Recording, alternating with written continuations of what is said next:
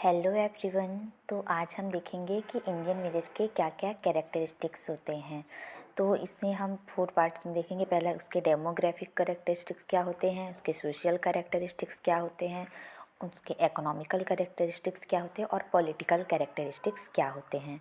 तो आइए सबसे पहले देखते हैं कि उसके डेमोग्राफिक कैरेक्टरिस्टिक्स क्या होते हैं। डेमोग्राफी मतलब अगर पॉपुलेशन के बारे में स्टडी करना उसे डेमोग्राफी बोलते हैं। तो उस बेसिस पे इसके कैरेक्टरिस्टिक्स क्या होते हैं ये देखेंगे। सबसे पहला है स्मॉल साइज।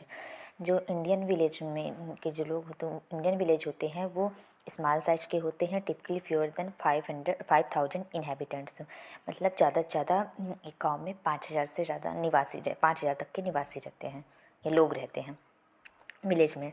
रूरल सेटिंग कैसे होती है, सराउंडेड बाई एग्रीकल्चर लैंड या फॉरेस्ट। जो इंडियन विलेज होते हैं वो चाहे तो किससे सराउंड होती है, या तो एग्रीकल्चर लैंड होते हैं, खेती करने के लिए लैंड वगैरह होते हैं, या तो चारों तरफ जंगल होते हैं। आपने मोस्ट देखा ही होगा। फिर यंग पॉपुलेशन इंडियन विलेज में ज़्यादा देखने को मिलती है। मतलब ज़्यादा प्रपोर्शन किनका होता है, चिल्ड्रन और जो यूथ लोग होते हैं उनका ज़्यादा प्रपोर्शन। तो 5,000 से कम लोग जो होते हैं इंडियन विलेज में नॉर्मली रहते हैं, और वो चारों तरफ से एग्रीकल्चर लैंड या फॉरेस्ट से घिरे हुए रहते हैं। उसमें यंग पॉपुलेशन ज़्यादा देखने को मिलती है। और पैट्रियार्कल सोसाइटी मतलब मेल डोमिनेटेड फैमिली स्ट्रक्चर्स होती है। मतलब जो इंडियन विलेज होते हैं वहाँ का जो हेड होता है फैमिली मेम्बर का, वो मेल डोमिनेटेड सोसाइटी होती है, जहाँ मेल को ज़्यादा प्रायोरिटी दी जाती है एज कम्पेयर टू फीमेल्स। वहाँ मेल को ज़्यादा प्रायोरिटी दी जाती है सोसाइटी में। नेक्स्ट है सोशल कैरेक्टरिस्टिक क्या होते हैं। तो पहला कास्ट सिस्टम।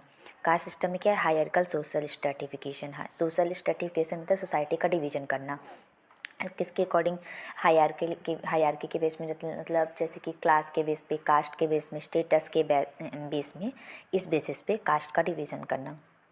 फिर जॉइंट कास्ट सिस्टम ही आता है। फिर joint family system, extended family living together. मतलब अपने गांव में देखा ही होगा कि वहाँ जॉइंट फैमिली सिस्टम चलता है। मतलब मम्मी पापा, दादा दादी, चाचा चाची, काका सब एक साथ मिल के रहते हैं। तो ये जॉइंट फैमिली सिस्टम देखने को मिलता है।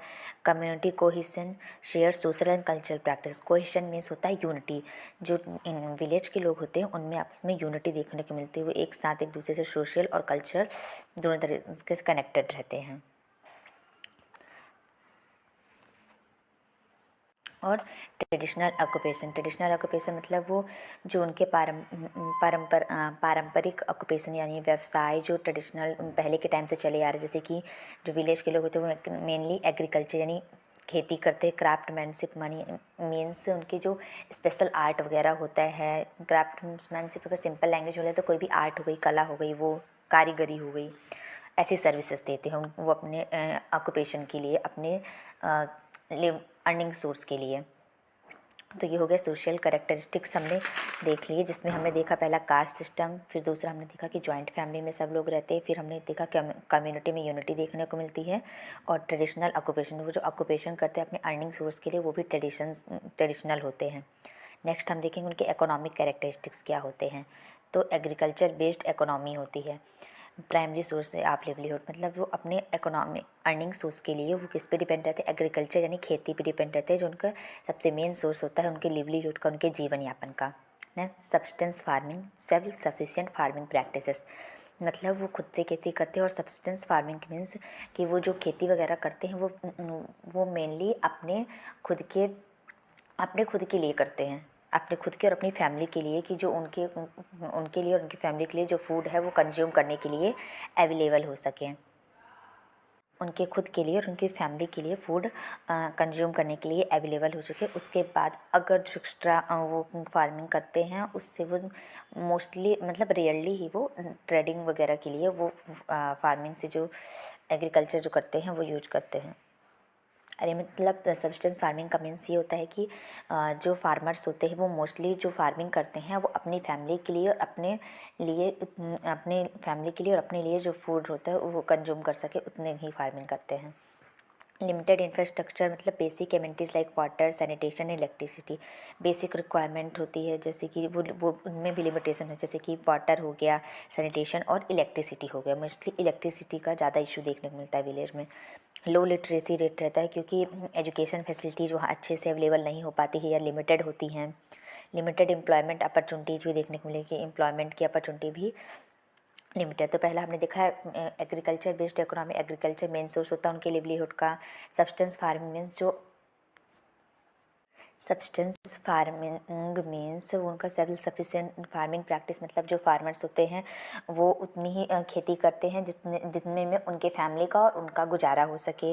Limited infrastructure basic requirement services जो होती है जैसे फूड, वाटर, सैनिटेशन, इलेक्ट्रिसिटी, ये भी लिमिटेड मिलती है। एजुकेशन फैसिलिटीज़ भी लिमिटेड रहती है वहाँ। एम्प्लॉयमेंट अपॉर्चुनिटीज़ भी लिमिटेड देखने को मिलती है।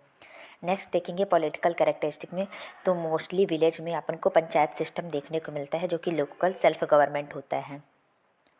लिमिटेड पॉलिटिकल अवेयरनेस, जिससे लो वोटर टर्न आउट होता है, मतलब विलेज के लोगों को, जो गांव के लोग होते हैं उनको पॉलिटिक्स के बारे में ज़्यादा अवेयरनेस या ज़्यादा नॉलेज नहीं होता, जिसके कारण वहाँ के जो वोटर रेट्स होते हैं वो भी कम होते हैं, वो वोटिंग वगैरह में कम पार्टिसिपेट करते हैं। नेक्स्ट कास्ट बेस्ड पॉलिटिक्स, अगर वहाँ मोस्टली विलेज में देखने मिलता है कि कास्ट के बेसिस पे ही लोग वोट करते हैं कि हमारी कास्ट का तो हम इसे ही वोट देंगे, हालांकि अब ऐसा कम हो गया है।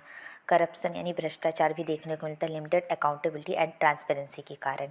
तो पंचायत सिस्टम गांव में देखने को मिलती है, पॉलिटिकल अवेयरनेस कम होती है लोगों में, ये लिमिटेड होती है, कास्ट बेस्ड पॉलिटिक्स होती है कि, और करप्शन देखने को मिलता है। तो ये हो गया overall characteristics of Indian village के बारे में, जिसमें हमने डेमोग्राफिक कैरेक्टरिस्टिक्स, सोशल कैरेक्टरिस्टिक्स, फिर economic characteristics and political characteristics देखे। आई होप आपको मेरे वीडियोज पसंद आ रहे हो तो please like, share and subscribe my channel. Thank you.